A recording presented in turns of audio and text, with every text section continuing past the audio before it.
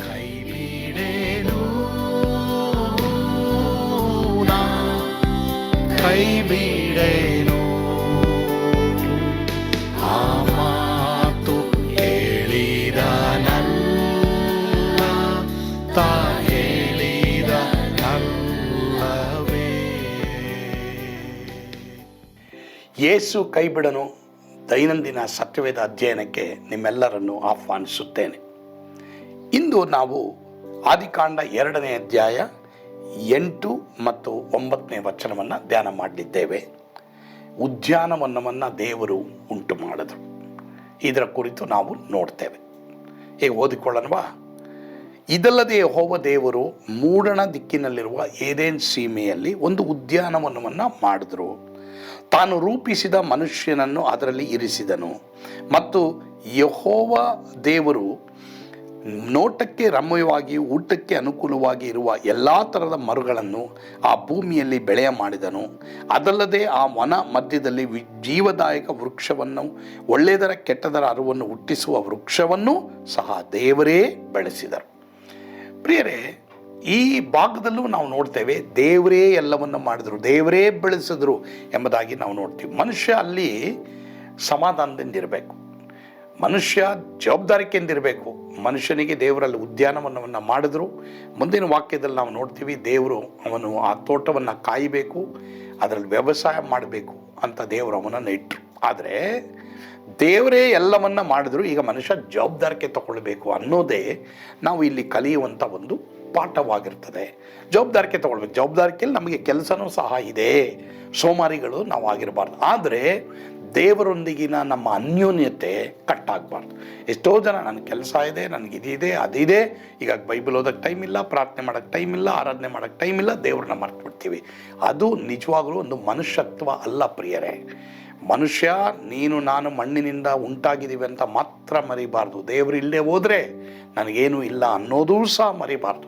ಆದ್ದರಿಂದ ಪ್ರತಿದಿನ, ಪ್ರತಿ ವಾರ, ಪ್ರತಿ ತಿಂಗಳು, ಪ್ರತಿ ಅರ್ಧ ವರ್ಷಕ್ಕೊಮ್ಮೆ, 1 ವರ್ಷಕ್ಕೊಮ್ಮೆ ದೇವರಿಗೆ ಸಮಯ ಕೊಡೋದನ್ನು ಮರಿಬೇಡ್ರಿ, ಸರಿನಾ? ಆ ರೀತಿ ನಾನು ನಿನ್ನಿರುವಾಗ ಖಂಡಿತವಾಗಿ ನಮ್ಮ ಜೀವಿತವನ್ನು ದೇವರೇ ಬೆಳೆಸ್ತಾರೆ, ದೇವರೇ ನಡೆಸ್ತಾರೆ. ನೋಡಿ, ಇಲ್ಲಿ ದೇವರು ಉದ್ಯಾನವನ್ನು ಉಂಟು ಮಾಡಿ ಆ ಉದ್ಯಾನವನದಲ್ಲಿ ಮನುಷ್ಯನ ಇರಿಸ್ತಾರೆ. ಅಂದರೆ ನಮ್ಮ ಜೀವಿತನೇ ತೋಟ ಆಗಿರಬೇಕು ಅನ್ನೋದು ದೇವ್ರಿಗೆ ಆಸೆ. ಇವತ್ತು ಯಾಕೆ ನಮ್ಮ ಜೀವಿತ ತೋಟ ಆಗಿಲ್ಲ? ಕಾರಣ ಏನು? ನಾವು ದೇವ್ರನ್ನೇ ಮರ್ತು ಬಿಟ್ಟಿದ್ದೀವಿ. ನಮ್ಮನ್ನು ಯಾವ ವನದಲ್ಲಿ ದೇವರು ಇರಿಸಿದ್ರೋ ಅಲ್ಲಿ ದೇವ್ರನ್ನೇ ನಾವು ಮರ್ತು ಬಿಟ್ರೆ, ಹಾಗಾದರೆ ನೋಡ್ರಿ, ನಿನಗಿರುವಂಥ ಕೆಲಸ ಉದ್ಯಾನವನ, ನಿನಗಿರುವಂಥ ಕುಟುಂಬ, ನಿನಗಿರುವಂಥ ಬಿಸ್ನೆಸ್, ಈ ಲೋಕದಲ್ಲಿ ನಿನಗಿರುವಂಥ ವಿದ್ಯಾಭ್ಯಾಸ, ಅಥವಾ ನನಗೆ ದೇವರು ಏನೇನು ಕೊಟ್ಟಿದ್ದಾರೆ ಪ್ರತಿಯೊಂದು ಕಾರ್ಯಗಳು ಉದ್ಯಾನವನ. ಆ ಉದ್ಯಾನವನದಲ್ಲಿ ದೇವರು ಬರೋದಕ್ಕೆ ಇಷ್ಟಪಡ್ತಾರೆ. ದೇವರು ನಿನ್ನೊಂದಿಗೆ ಅನ್ಯೋನ್ಯತೆ ಇಟ್ಕೊಳ್ಳೋಕ್ಕೆ ಇಷ್ಟಪಡ್ತಾರೆ. ದೇವರು ಪರಲೋಕವನ್ನು ನಿನ್ನ ಒಂದು ಜೀವಿತದಲ್ಲಿ ಇಡೋದಕ್ಕೆ ದೇವರು ಇಷ್ಟಪಡ್ತಾರೆ. ಆದರೆ ಅದನ್ನು ಕಾಲದಿಂದ ಒದ್ದರೆ ಏನು ಮಾಡೋಕ್ಕಾಗಲ್ಲ, ದೇವರನ್ನ ಮರೆತರೆ ಏನು ಮಾಡೋಕ್ಕಾಗಲ್ಲ. ಆದರೆ ಪ್ರಿಯ ದೇವರ ಮಕ್ಕಳೇ, ನಾವು ಯಾವಾಗ ದೇವರೇ ನನಗಿದೆಲ್ಲ ಕೊಟ್ಟಿದ್ದು, ಅದರಿಂದ ದೇವರನ್ನ ನೆನೆಸ್ಕೊಳ್ತೀನಿ, ದೇವರೇ ನನಗೆ ಬೇಕೆಂಬುದಾಗಿ ಹೇಳ್ತೀವೋ, ನಮ್ಮ ಜೀವಿತವೆಲ್ಲ ಉದ್ಯಾನವನವಾಗಿ ಮಾರ್ಪಡ್ತದೆ. ಆ ರೀತಿಯೇ ಕರ್ತನು ನಿಮ್ಮೆಲ್ಲರ ಜೀವಿತವನ್ನು ಆಶೀರ್ವದಿಸಲಿ. ಆಮೇನ್. ಪ್ರಾರ್ಥಿಸೋಣವಾ? ನಮ್ಮನ್ನು ಬಹಳವಾಗಿ ಪ್ರೀತಿ ಮಾಡುವಂಥ ನಮ್ಮ ಸ್ವರ್ಗೀಯ ತಂದೆಯಾದ ದೇವರೇ, ನಿಮಗೆ ಸ್ತೋತ್ರ. ಇವತ್ತು ಅನೇಕರು ತಮ್ಮ ಜೀವಿತದಲ್ಲಿ ನನಗೆ ತುಂಬ ಬ್ಯುಸಿ ಇದ್ದೀನಿ, ದೇವರಿಗೆ ಟೈಮ್ ಕೊಡೋಕ್ಕಾಗಲ್ಲ ಎಂಬುದಾಗಿ ಹೇಳಿ ತಮ್ಮ ಜೀವಿತದಲ್ಲಿ ದೇವರನ್ನ ಮರ್ತಿರುವಂಥ ಒಂದು ಶೋಚನೀಯವಾದಂಥ ತಂದೆಯಾದ ಸನ್ನಿವೇಶದಲ್ಲಿದ್ದಾರೆ. ಆದರೆ ತಿರುಗಿ ನಿನ್ನ ಬಳಿಗೆ ಬರುವಾಗೆ, ನಿನ್ನ ನೆನೆಸ್ಕೊಳ್ಳುವಾಗೆ ಎಲ್ರಿಗೂ ಕೃಪೆ ಕೊಡಪ್ಪ. ಒಬ್ಬೊಬ್ಬರನ್ನೂ ನೀನು ಬಲಪಡಿಸಿ ನಡೆಸು. ಯೇಸುವಿನ ಹೆಸರಿನಲ್ಲಿ ಪ್ರಾರ್ಥಿಸ್ತೇವೆ ಸ್ವಾಮಿ. ಆಮೇನ್. ಕರ್ತನು ತಾನೇ ನಮ್ಮೆಲ್ಲರನ್ನು ಆಶೀರ್ವಾದ ಮಾಡಲಿ. ಯೇಸು ನಿಮ್ಮನ್ನು ಕೈ ಬಿಡನು. ಆಮೇನ್.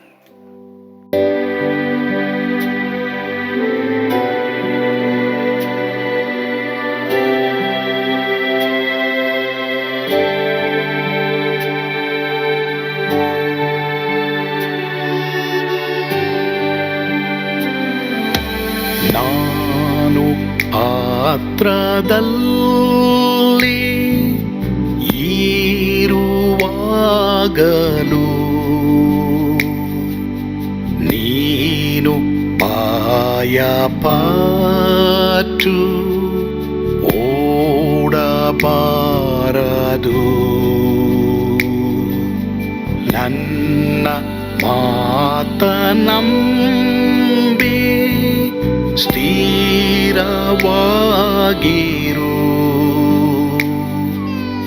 ನಿನ್ನ ಬಿಡಲಾರೆ, ಬಿಡೆನು ಎಂದೆಂದಿಗೂ.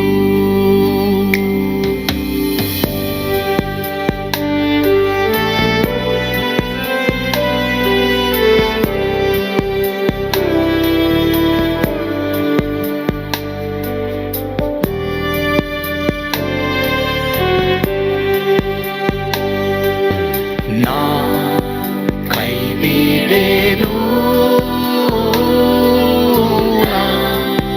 ಕೈ ಬಿಡೆನು. ಆ ಮಾತು ಹೇಳಿದನಲ್ಲ,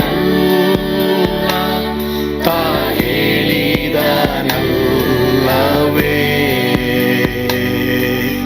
ನಾ ಕೈ ಬಿಡೆನು,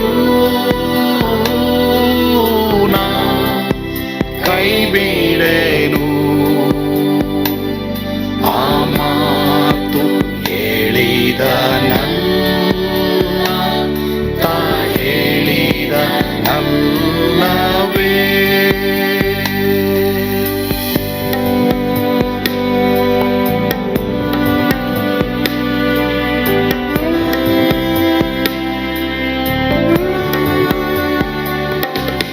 ಸುತ್ತಲೂ ಹೂಗಳು ಬಾಡಿ ಹೋದರು,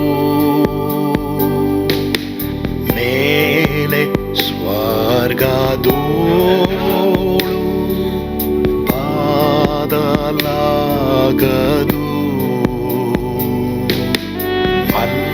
ಅಲ್ಲಿಂದೇಸು ಸ್ವಾಮಿ ಬಾರುವಾತನು.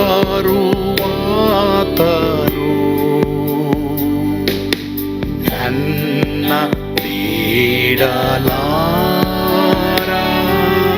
ನನ್ನನ್ನು ಕೈ ಬಿಡನು. ನಾ ಕೈ ಬಿಡೆನು, ನಾ ಕೈ ಬಿಡೆನು. ಆ ಮಾತು ಹೇಳಿದನಲ್ಲ, ತಾ ಹೇಳಿದನಲ್ಲವೇ. ನಾ ಕೈ ಬಿಡೆನು, ನಾ ಕೈ ಬಿಡೆನು. ಆ ಮಾತು ಹೇಳಿದನಲ್ಲ, ತಾ ಹೇಳಿದನಲ್ಲವೇ.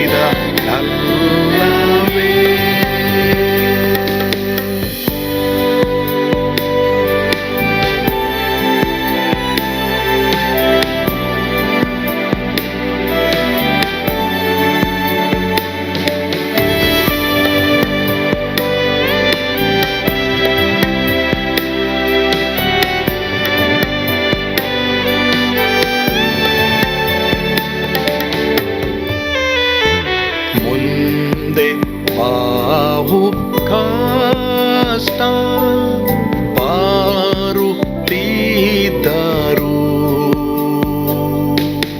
ಭಯ ಪಾಡಲಾರೆ, ಸ್ವಾಮಿ ಇದ್ದಾನೆ. ಬಾಲವಾಗಿ ನಿಂತು ಹರ್ಷಗೊಳ್ಳುವೆ. ಸ್ವಾಮಿ ಬಿಡಲಾರ, ಸ್ವಾಮಿ ನನ್ನ ಕೈ ಬಿಡನು. ನಾ ಕೈ ಬಿಡೆನು, ನಾ ಕೈ ಬಿಡೆನು. ಆ ಮಾತು ಹೇಳಿದನಲ್ಲ, ತಾ ಹೇಳಿದನಲ್ಲವೇ. ನಾ ಕೈ ಬಿಡೆನು,